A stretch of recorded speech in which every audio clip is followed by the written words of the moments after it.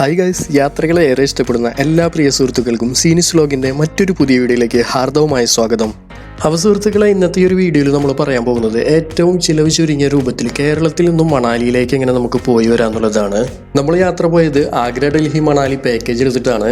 അപ്പോൾ നമ്മളുടെ പാക്കേജിൻ്റെ ഡീറ്റെയിൽസും അതുപോലെ തന്നെ ആഗ്രയിലെയും ഡൽഹിയിലെയും കാഴ്ചകളും അതുപോലെ അവിടെ താമസിക്കാൻ വന്നിട്ടുള്ള എക്സ്പെൻസും അവിടുത്തെ ഫുഡിൻ്റെ കാര്യങ്ങൾ മാത്രമല്ല ഏത് ട്രെയിനാണ് ബുക്ക് ചെയ്യേണ്ടത്, അതുപോലെ തന്നെ ട്രെയിനിൻ്റെ ടിക്കറ്റിന് എത്ര റേറ്റ് വരുന്നുണ്ട് എന്നുള്ള കാര്യങ്ങളൊക്കെ നമ്മുടെ കഴിഞ്ഞ വീഡിയോയിൽ നമ്മൾ ഡീറ്റെയിൽ ആയിട്ട് പറഞ്ഞിട്ടുണ്ടായിരുന്നു. അതുകൊണ്ട് തന്നെ ഈ വീഡിയോയിൽ നമ്മൾ അവിടുത്തെ ഡീറ്റെയിൽസും അതുപോലെ തന്നെ ട്രെയിനിൻ്റെ ഡീറ്റെയിൽസ് ഒന്നും പറയുന്നില്ല.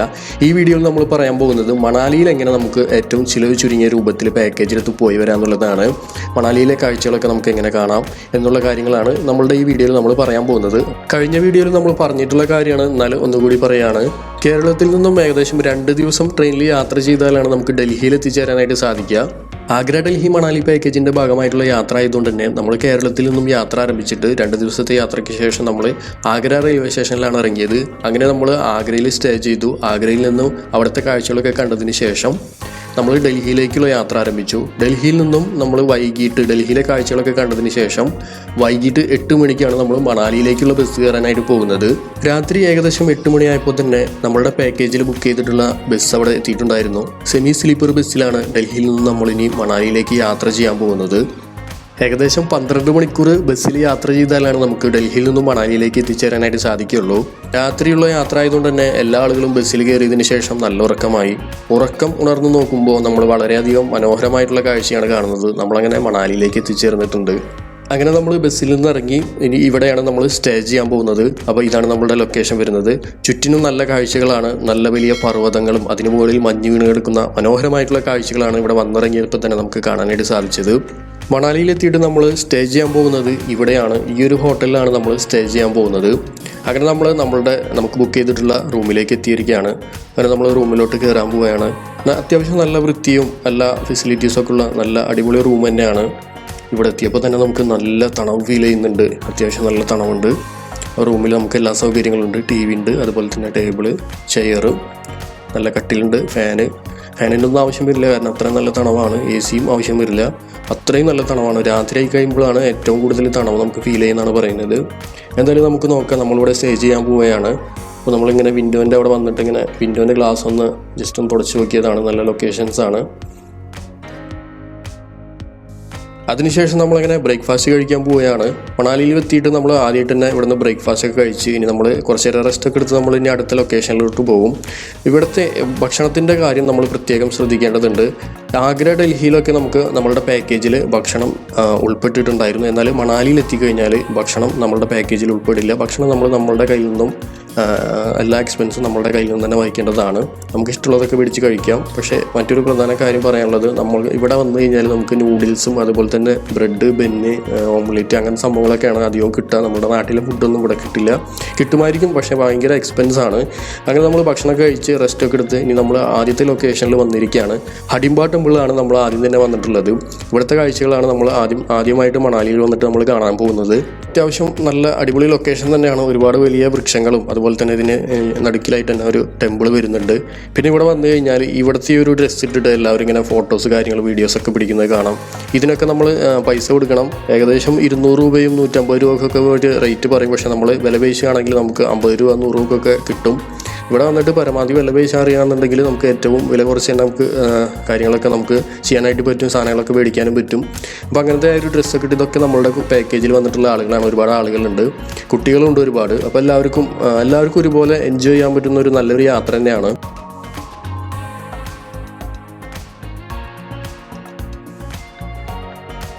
കുറച്ച് നേരത്തിന് ശേഷം ഇവിടെ അത്യാവശ്യം നല്ല തിരക്കിന് അനുഭവപ്പെട്ട് ഒരുപാട് വിശ്വാസികളും അതുപോലെ തന്നെ അധികവും ടൂറിസ്റ്റുകളാണ് ഇവിടെ വന്ന് കാഴ്ചകൾ കണ്ടുപോകുന്നത്. അതിനുശേഷം നമ്മളൊരു പാർക്കിലോട്ടാണ് പോയത്. നമ്മളുടെ കൂടെ വന്ന ആളുകളൊക്കെ ഇവിടുത്തെ ഒരു മാർക്കറ്റിലോട്ട് പോയി. അപ്പോൾ മോന് പാർക്ക് ഇഷ്ടമുള്ളതുകൊണ്ട് തന്നെ പാർക്കിലേക്കാണ് നമ്മൾ പോയത്. അത്യാവശ്യം കാണാൻ നല്ല ഭംഗിയുള്ള ഒരു പാർക്ക് തന്നെയാണ്.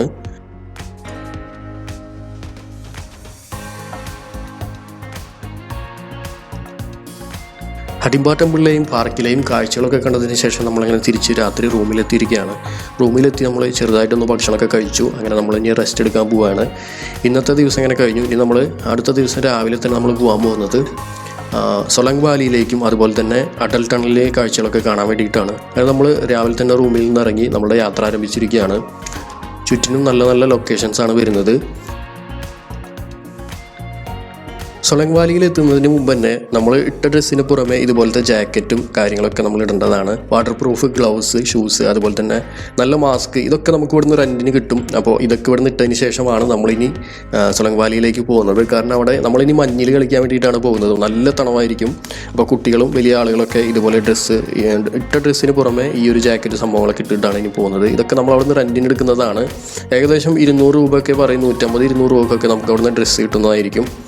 അങ്ങനെ നമ്മൾ ഡ്രസ്സൊക്കെ മാറ്റി കുറച്ച് ദൂരം കൂടി മുന്നോട്ട് യാത്ര ചെയ്ത് അങ്ങനെ നമ്മുടെ ലൊക്കേഷനിൽ എത്തിയിരിക്കുകയാണ്. വാലിയിൽ എത്തിക്കഴിഞ്ഞാൽ നമുക്ക് റോപ്പ് വേയിൽ പോകാനായിട്ട് പറ്റും. റോപ്പ് വേയിൽ പോകുകയാണെങ്കിൽ നമ്മൾ മുകളിലൂടെ പോയിട്ട് വേറെ അടിപൊളി ഒരു ലൊക്കേഷനിൽ എത്തും.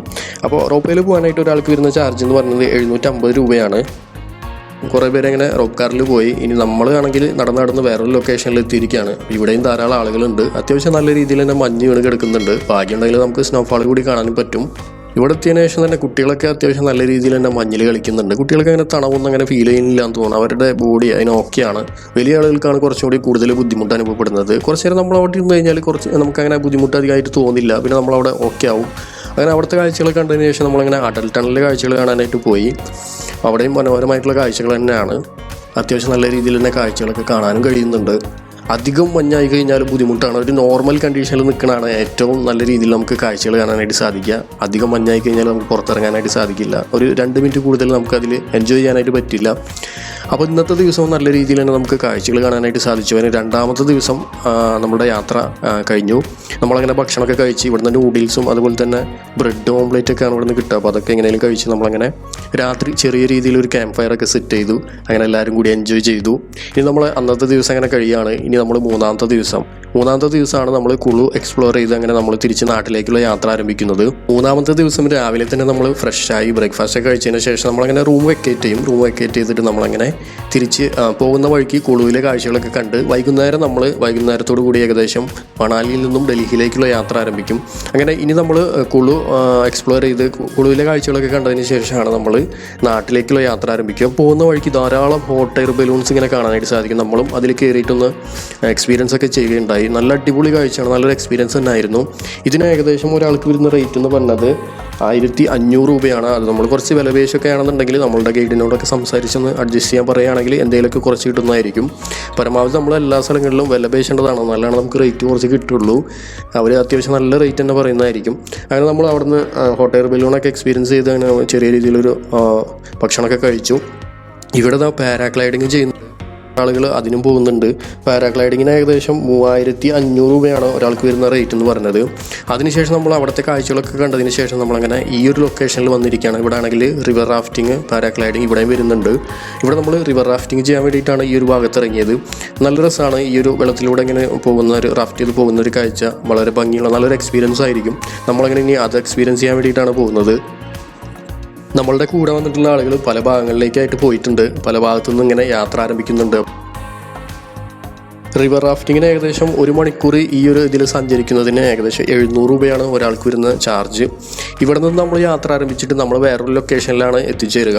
അപ്പോൾ അവിടെയാണ് നമുക്കിനി നമ്മളുടെ വണ്ടി അവിടെ എത്തിച്ചേർന്നിട്ടുണ്ടാകും. അവിടെ നിന്ന് നമ്മളങ്ങനെ വണ്ടിയിൽ കയറിയിട്ട് യാത്ര ചെയ്യുകയാണ് ചെയ്യുക. ഇവിടെ നമ്മളങ്ങനെ ലൈഫ് ജാക്കറ്റ് സംഭവങ്ങളൊക്കെ ഇട്ട് ഒരു വെള്ളത്തിലൂടെ ഇങ്ങനെ പോകും. നല്ലൊരു എക്സ്പീരിയൻസ് ആണ്. നല്ല രീതിയിൽ തന്നെ നമുക്ക് കാഴ്ചകൾ കാണാനും സാധിക്കും. വെള്ളത്തിലിങ്ങനെ ചെറുതായിട്ടൊന്ന് നനയാനും സാധിക്കും. നല്ല തണവാണ്. അതുകൊണ്ട് തന്നെ വെള്ളത്തിലധികം നമ്മൾ നനയാനായിട്ട് ശ്രമിക്കില്ല. ഇന്നത്തെ ദിവസത്തെ കാഴ്ചകളും യാത്രകളൊക്കെ കണ്ട് വളരെയധികം മനോഹരമായിട്ടുള്ള യാത്രകൾ തന്നെയായിരുന്നു. അങ്ങനെ ഇവിടെ നിന്നും ഭക്ഷണമൊക്കെ കഴിച്ച് ഏകദേശം രാത്രി 8 മണിയോട് കൂടിയിട്ട് നമ്മൾ ബസ്സിൽ കയറിയിട്ടുണ്ടായിരുന്നു. തിരിച്ച് യാത്ര ചെയ്യുകയാണ്. അപ്പോൾ നമ്മൾ ബസ്സിൽ കുറച്ച് റീൽസ് കാര്യങ്ങളൊക്കെ ചെയ്ത് നല്ല എൻജോയ്മെൻ്റ് ആയിരുന്നു എല്ലാവർക്കും.